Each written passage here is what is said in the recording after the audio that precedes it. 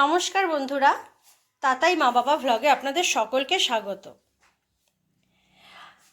দেখে নিশ্চয়ই বুঝতে পারছেন আমি আজ কি বানাতে চলেছি।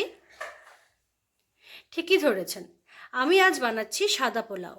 আর কিভাবে এই রেসিপিটা আমি এত সহজে বানাচ্ছি সেটা আমি শেয়ার করে নেব আপনাদের সাথে।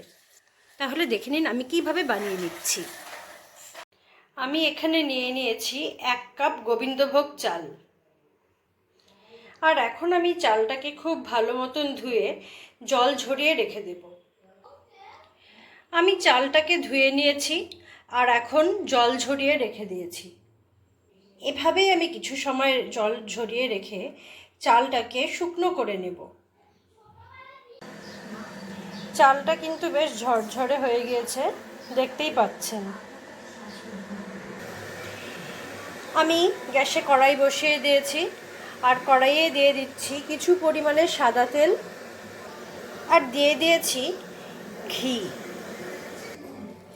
তেল আর ঘি গরম হয়ে গিয়েছে, এখন আমি এর মধ্যে ছেড়ে দিচ্ছি কাজু আর কিশমিশ। কাজু কিশমিশগুলোকে আমি হালকা করে ভেজে তুলে রেখে দেব।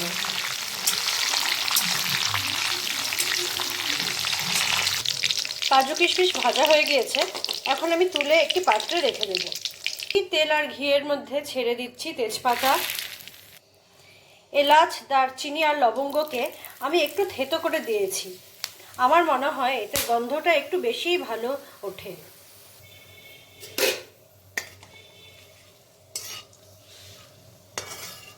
সব কিছু থেকে খুব সুন্দর একটা গন্ধ বেরিয়েছে।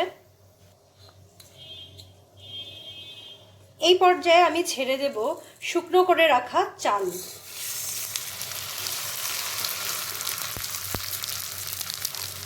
চালগুলোকে আমি তেল আর ঘিয়ের মধ্যে খুব ভালো মতন নাড়িয়ে নেব।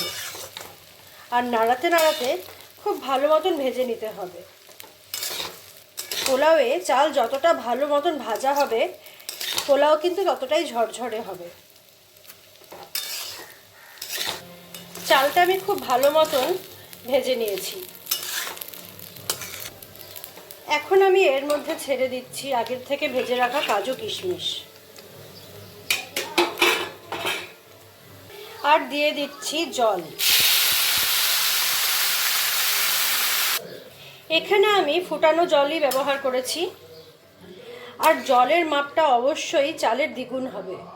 অর্থাৎ আমি 1 কাপ চাল নিয়েছিলাম, সেজন্য আমি এখানে 2 কাপ জল ফুটিয়ে নিয়েছি। এখন আমি এর মধ্যে দিয়ে দিচ্ছি পরিমাণ অনুযায়ী নুন আর চিনি।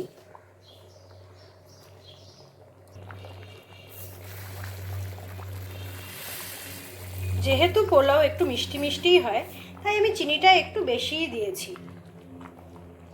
আর সবশেষে আমি দিয়ে দিলাম একটু গুঁড়ো গরম মশলা। এখন আমি সব কিছুকে খুব ভালো মতন মিশিয়ে নেব আর আঁচটাকে কমিয়ে কড়াইটাকে ঢাকা দিয়ে রেখে দেব।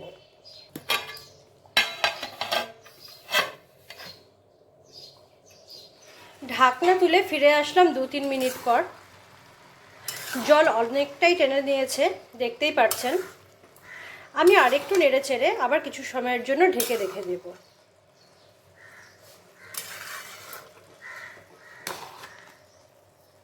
তবে এই সময় আমি কয়েকটা কাঁচা লঙ্কা চিড়ে এখানে দিয়ে দিয়েছি, আপনারা চাইলে নাও দিতে পারেন। এখন আবার কিছু সময়ের জন্য আমি ঢাকা দিয়ে রেখে দেব। জলটা একদম শুকিয়ে যাওয়ার পরে আমি ফিরে আসলাম গ্যাস বন্ধ করে। দেখতেই পাচ্ছেন আমার পোলাও কতটা ঝরঝরে হয়েছে। আমি পরিবেশন করে ফিরে এসেছি আবার আপনাদের সামনে।